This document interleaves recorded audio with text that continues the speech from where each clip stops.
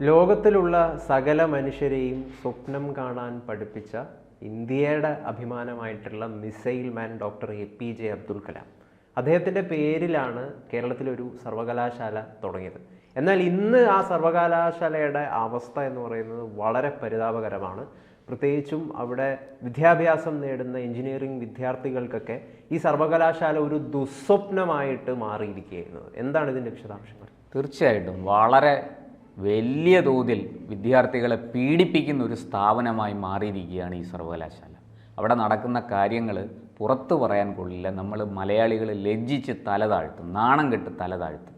അവിടെ ഈ ഏറ്റവും ഒടുവിലുണ്ടായ ചില സംഭവങ്ങൾ ഞാൻ വിവരിക്കാം. ഒരു കുട്ടി പരീക്ഷ എഴുതി. ആ കുട്ടിക്ക് 100-ലാണ് മാർക്ക്. ആ വിഷയത്തിൽ ആ പരീക്ഷയിൽ 100-ലാണ് മാർക്ക്. അതിന് കിട്ടിയ മാർക്ക് 9. ഈ കുട്ടി എന്ത് ചെയ്തു? പണമടച്ച് പരീക്ഷാ പേപ്പർ എടുപ്പിച്ചപ്പോൾ മാർക്ക് 96.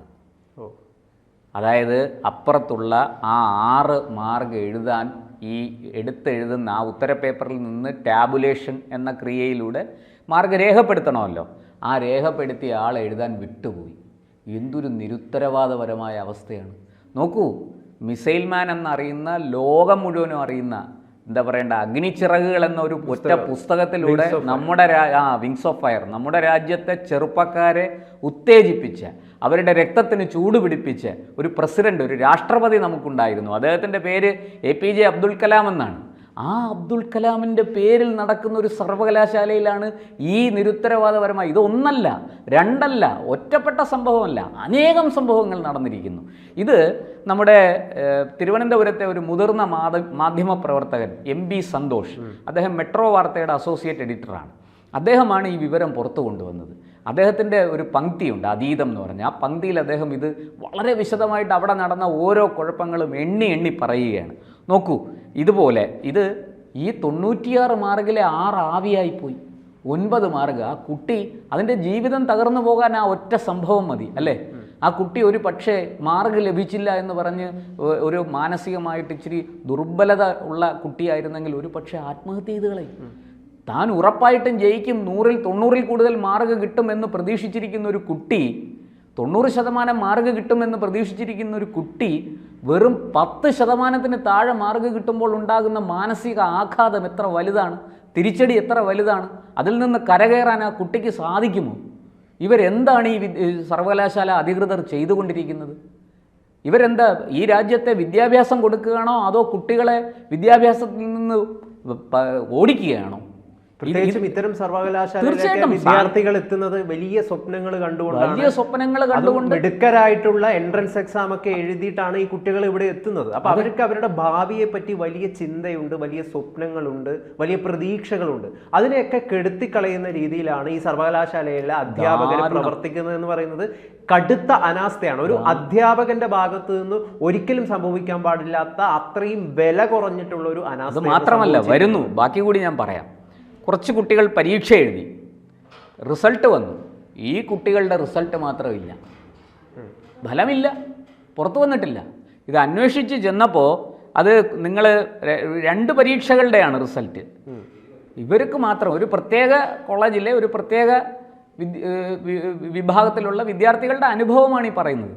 ഇത് അന്വേഷിച്ച് ചെന്നപ്പോൾ അവരുടെ റിസൾട്ടില്ല, ബാക്കിയുള്ളവരുടെയൊക്കെ റിസൾട്ട് പബ്ലിഷ് ചെയ്തു. എന്താ കാര്യമെന്ന് സർവകലാശാല അന്വേഷിക്കാൻ ആളെ വെച്ചു.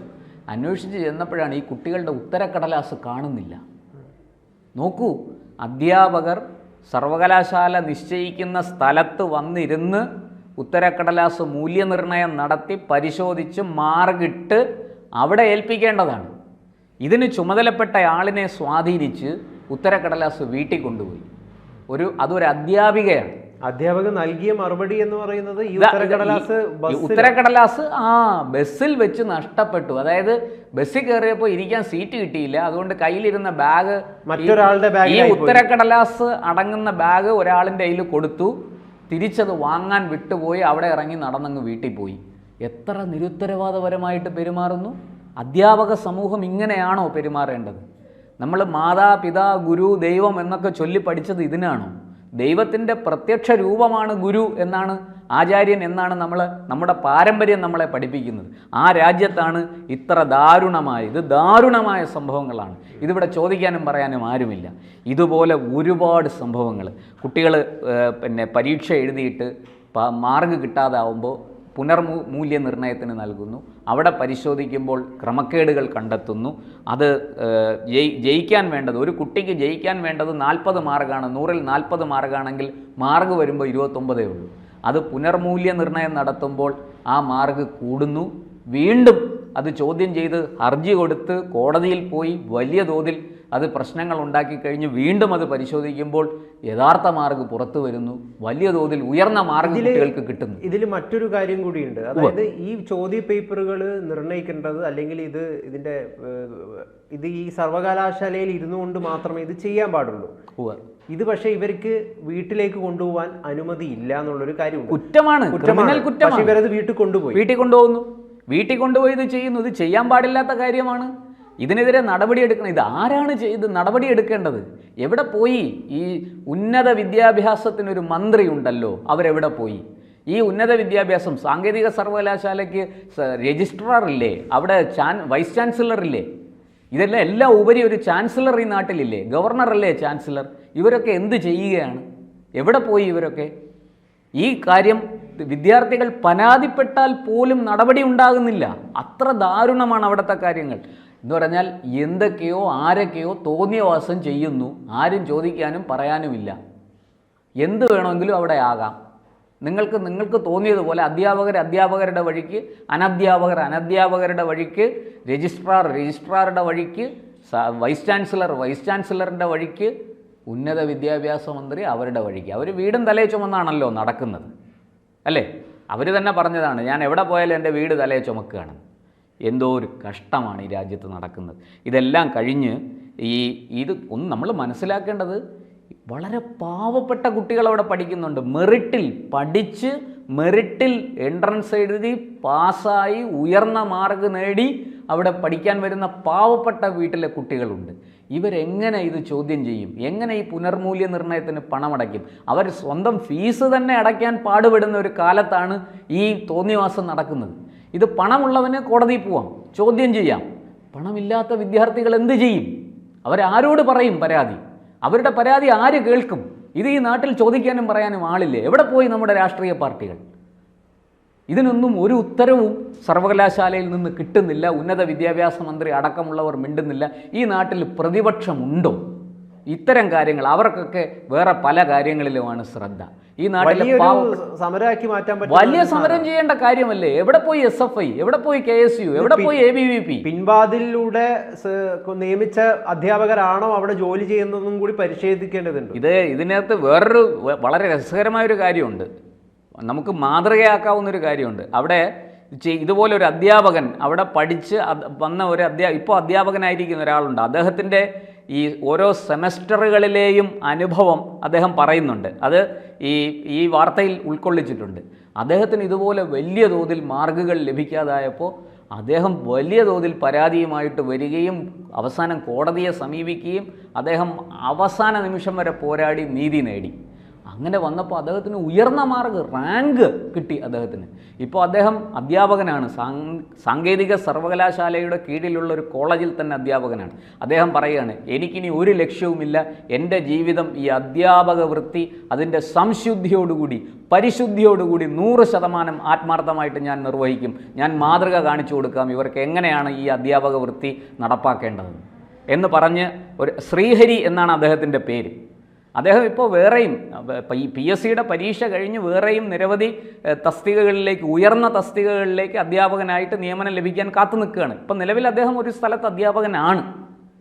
നോക്കൂ, ഇതൊക്കെയാണ് നമ്മുടെ രാജ്യത്ത്, നമ്മുടെ ഈ കൊച്ചു സംസ്ഥാനത്ത്, വെറും 3 കോടി ജനങ്ങൾ താമസിക്കുന്ന ഒരു കൊച്ചു സംസ്ഥാനത്ത് വലിയ പ്രബുദ്ധരെന്ന് അവകാശപ്പെടുന്ന മലയാളികളുടെ, വിദ്യാഭ്യാസത്തിൽ വളരെ മുന്നേറിയെന്ന് അവകാശപ്പെടുന്ന മലയാളിയുടെ അവസ്ഥ, നമ്മുടെ നാട്ടിലെ എഞ്ചിനീയറിംഗ് കോളേജുകളുടെ അവസ്ഥ ഇതാണ്. നോക്കൂ, ആരോഗ്യ സർവകലാശാല ഉണ്ടല്ലോ അപ്പുറത്ത്, എത്ര ഭംഗിയായിട്ട് കാര്യങ്ങൾ നടക്കുന്നു. അവിടെ ഇവർക്ക് മുമ്പ് മന്ത്രിയായിരുന്ന KT ജലീൽ, അദ്ദേഹം മന്ത്രിയായിരുന്നപ്പോൾ, ഉന്നത വിദ്യാഭ്യാസ മന്ത്രിയായിരുന്നപ്പോൾ അദ്ദേഹം ഒരു കാര്യം ചെയ്തു. എന്താ? ഈ പാവപ്പെട്ട കുട്ടികൾക്ക് കോടതിയിലും മറ്റും പോകാൻ സാധിക്കാത്തത് കൊണ്ട് ഒരു അദാലത്ത് വെച്ചു.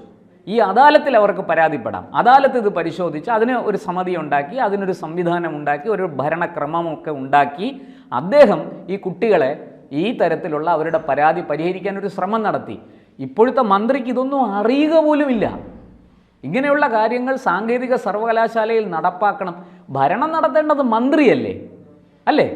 ആ മന്ത്രിക്ക് ഇതൊന്നും അറിഞ്ഞൂടെന്ന് പറഞ്ഞാൽ നമ്മൾ ആരോട് പോയി പറയും?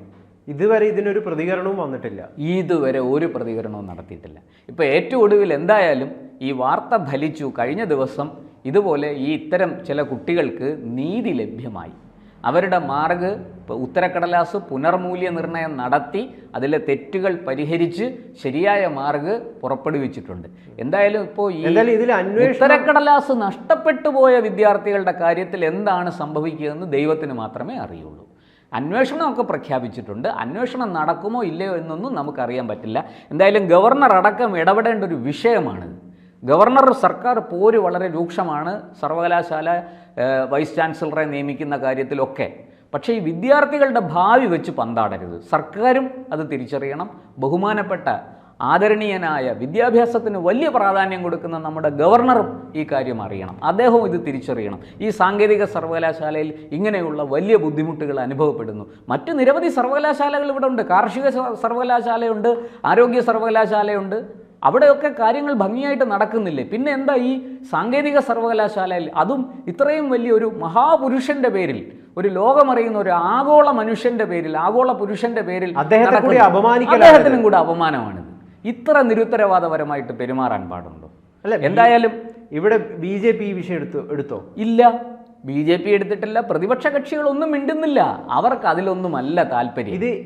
ഇതൊരു പ്രധാനപ്പെട്ട ഒരു വിഷയമാണ്. ഇതൊന്നും നമ്മൾ മുഖ്യധാര മാധ്യമങ്ങൾ പോലും കൃത്യമായ രീതിയിൽ ഇതൊന്നും ചർച്ചയാക്കുന്നില്ല.